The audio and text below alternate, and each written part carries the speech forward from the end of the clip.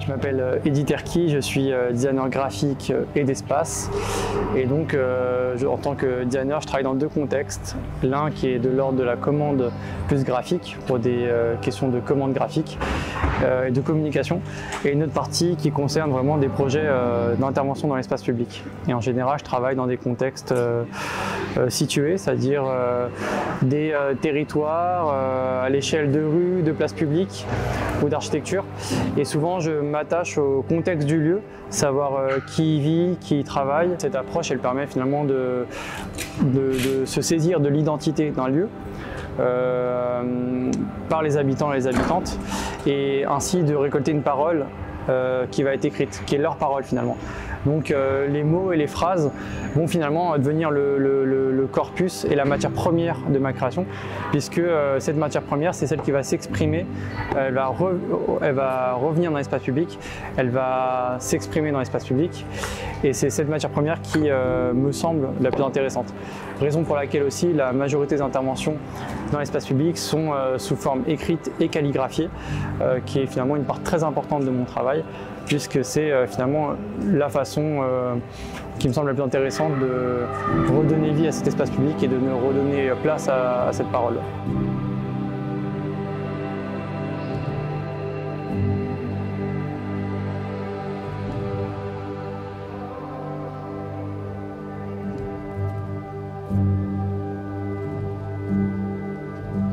Ok, donc là on a du coup cet endroit où c'est un ensemble de mots, de pochoirs, de lettres qui vont être installés ici et du coup qui ont une certaine couleur, et les enfants les prennent pour recréer des mots dans ce quadrillage. Donc j'aime bien aussi que la fresque elle interagisse comme ça avec les formes. On commence à s'accentuer avec des citations. Là on a une première citation qui est ici, qui sont que des citations liées à la question des enfants et de l'enfance. Et donc en fait l'idée ça a aussi été d'imaginer des formes qui puissent être interprétées par les enfants. Donc en fait c'est pas des formes fermées, c'est vraiment des formes qui vont suggérer des jeux. Si vous mettez des ronds, ça les invite à sauter, à imaginer des jeux. Si là on a ces grandes lignes bleues et parfois vertes, ça les invite aussi à jouer avec ces lignes comme des lignes de course, parce que la rugolotte elle a un ensemble de jeux pour enfants qui vont pouvoir sortir et mettre à disposition pour jouer avec la fresque. Donc j'ai aussi cherché des endroits sur lesquels ils pouvaient interagir. En fait le centre on a du coup ces deux mots enfant, adulte, qui tournent avec un symbole qui est celui de l'infini, parce qu'en fait moi j'aime bien l'idée qu'à un moment les enfants prennent une rue dans une capitale. Et donc j'aime bien ce jeu qu'il y a entre l'enfance, l'adulte. On accepte parce que les enfants, et puis en même temps c'est assez intéressant de voir des enfants qui prennent une rue, et ça questionne aussi les adultes. Du coup enfant, adulte, ça tourne avec un ensemble de citations qui parlent justement du rôle des enfants, notamment cette citation de Suzanne Sarandon qui est « Les enfants réinventent le monde pour vous », ou celle de Jacques Prévert qui est « Il y a des enfants qui jamais n'ont été des enfants ». Voilà, c'est plein de citations qui questionnent et qui du coup font écho au titre de l'œuvre qui s'appelle « La rue des enfants, le rêve des adultes ». Voilà, pour aussi appuyer ce truc de qui n'aurait pas rêvé de pouvoir peindre dans une rue, pouvoir jouer dans une rue. Est-ce que c'est vraiment que pour les enfants? Est-ce que les adultes y prennent du plaisir aussi? Ensuite là on reprend, du coup la rivière repart sur une nouvelle citation, et cette fois-ci on est passé d'un ensemble de lignes bleues qui évoquait celle de l'eau à un ensemble de lignes vertes qui ont évoqué celle de la forêt, de la colline. Ici on a aussi une citation « Écrire, c'est ne rien oublier de ce que le monde oublie ». Finalement, dans mon travail, j'utilise beaucoup les mots. En fait, les mots sont assez centrales dans mon travail. Donc j'ai tendance à y amener beaucoup de textes, c'est assez central. Ça permet d'appuyer des sujets, de réfléchir. Et du coup, j'aimais bien cette citation parce qu'elle appuie aussi l'importance de l'écriture. Là, vous pouvez voir les lettres qui commencent à être découpées par Nicolas, qui vont nous permettre de faire ce report au sol et de pouvoir y ajouter la couleur. Et là, on arrive sur un bloc de texte qui présente un ensemble de citations sur le même sujet. Et du coup, c'est que à cet endroit-là qu'on a autant de textes dans la fresque.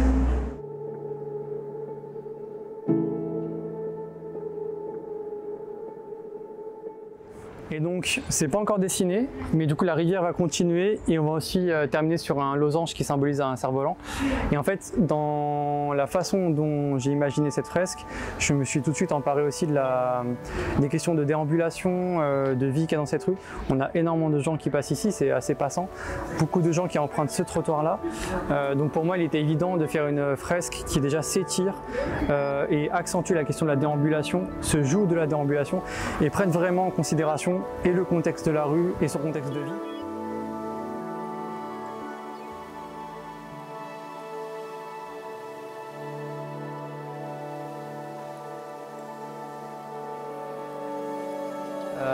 Moi je connaissais peu cette rue et en tout cas son activité. On a donc l'association de la Rugolotte qui prend la rue un vendredi sur deux pour permettre aux enfants de prendre la rue sur un temps de 2-3 heures.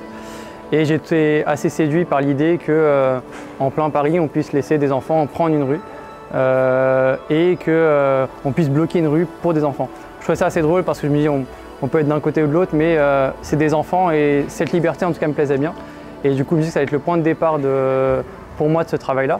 Donc je suis venu à quelques moments voir comment l'association se déploie et ça a été le point de départ pour moi pour capter de l'information, comprendre aussi comment ça pouvait m'inspirer pour cette fresque. Et très rapidement, je me suis dit qu'il serait intéressant de travailler sur la question de l'enfance et travailler sur une fresque participative qui suggérerait des jeux, suggérerait des déplacements et serait plus pour les enfants, plus qu'une fresque finalement à contempler.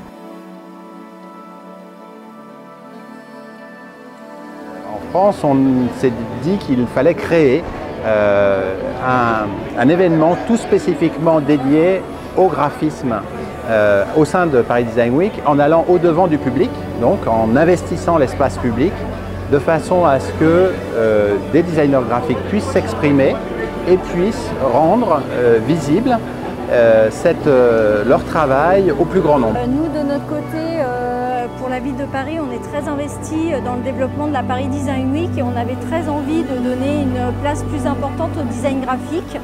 Et Sylvia, qui travaille aussi sur ce sujet, a eu la même idée.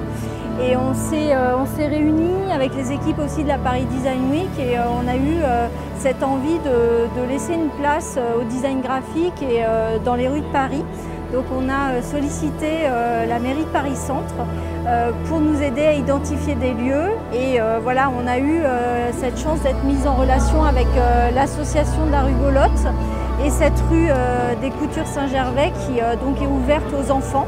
D'être présente aujourd'hui ici pour l'inauguration de la fresque d'Edith Turquie avec la Rugolotte. C'est un projet qu'on a accueilli dans le cadre de la Paris Design Week, dont la ville de Paris est partenaire. Et à Paris Centre, on est très très heureux d'accueillir ces performances artistiques dans le cadre en plus d'une rue aux enfants. Et avec en effet l'œuvre d'Edith Turquie et de Fanette Mélier, les deux designers à l'honneur, avec deux écoles aussi, l'EPSA, l'école publique de la ville de Paris, et le campus Fonderie de l'image avec le Master Design Social Éthique. L'idée, c'est vraiment de créer ces inscriptions éphémères dans l'espace public pour créer du lien avec les habitants et les citoyens. En tout cas, Edith a réussi à capter l'ambiance de la Rugolotte et cet engagement qu'ont eu les parents à transformer à un moment donné cette rue en un univers pour les enfants libre, en plein air, où les enfants puissent également être en mouvement, puisqu'on a vraiment un enjeu de pouvoir sortir les enfants de devant leurs écrans et de leur réapprendre à se confronter les uns les autres. Et cette rue est parfaite, va pouvoir permettre aux enfants de s'exprimer en toute liberté dans la ville, dans ce joli quartier de Paris Centre qui est si dense mais si accueillant pour tous. Et on est dans une rue très particulière puisqu'elle a été investie déjà il y a quelques années par une association qui s'appelle la Rugolotte, dont est issue d'ailleurs la première adjointe Karine Barbagli. Elle a commencé comme ça en installant la première rue aux enfants et l'artiste a travaillé en discutant avec les élus, en venant ici aussi voir cet événement. Il a travaillé en s'en inspirant et d'ailleurs là la fresque elle est presque finie mais pas tout à fait puisque vous avez proposé que les enfants viennent y mettre la touche finale et donc c'est une œuvre aussi participative, une œuvre évolutive et participative et donc rendez-vous dans une semaine pour que les enfants y mettent la touche finale avec des pochoirs.